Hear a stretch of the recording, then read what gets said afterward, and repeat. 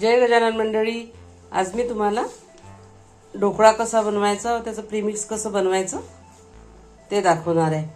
तर त्याच्यासाठी आपल्याला लागणार आहे तिथे 3 भाग तांदूळ आणि 3 वाट्या जर तुम्ही तांदूळ घेतले असाल तर त्याच्या 1 वाटी हरभऱ्याची डाळ घ्या आणि अर्धी वाटी उडदाची डाळ, अर्धी वाटी मुगाची डाळ।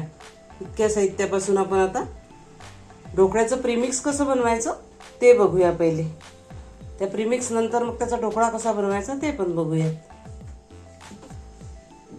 आता हे स्वच्छ धुवून घ्यायचं।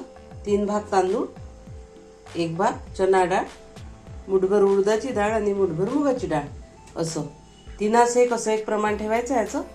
आणि एक गिरणीतून स्वच्छ धुवून घ्यायचे, वाळून घ्यायचे आणि गिरणीतून दळून आणायचे। त्याचं याप्रमाणे प्रीमिक्स तयार होते। हे दळून आणलेलं पीठ आहे गिरणीमधून, असं त्याचं प्रीमिक्स तयार करायचं। आणि याचा आता ढोकळा कसा बनवायचा ते बघूया आपण। थोडा इनो टाकून ते असं भिजवून घ्यायचं, पाणी टाकून त्याच्यात याप्रमाणे।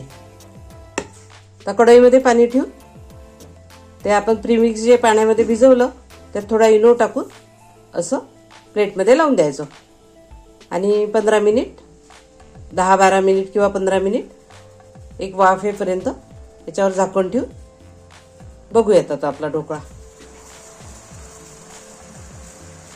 बघू शकता तुम्ही किती छान फुललाय आपला ढोकळा। तो प्लेटच्या वरती आला। त्याच्यात अशी एक टूथपिक घेऊन बघायचं झाला की नाही। तर त्याला लागली नाही म्हणजे आता झालाय आपला ढोकळा। आणि तुम्हाला हव्या त्या साईजमध्ये कट करून तुम्ही याप्रमाणे त्याचा ढोकळा बनवून घेऊ शकता। बघू शकता तुम्ही किती स्पंजी आलेला आहे आपला ढोकळा या पद्धतीने।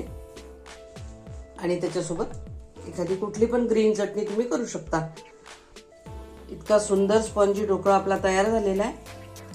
बघू शकता तुम्ही, अगदी सॉफ्ट आणि स्पंजी। त्याचं प्रीमिक्स जर तुम्हाला पाहिजे असेल तर कमेंटमध्ये तुम्ही सांगू शकता। त्याचं प्रीमिक्स सुद्धा तयार आहे। बघा काय सुंदर ढोकळा झाला आहे तो।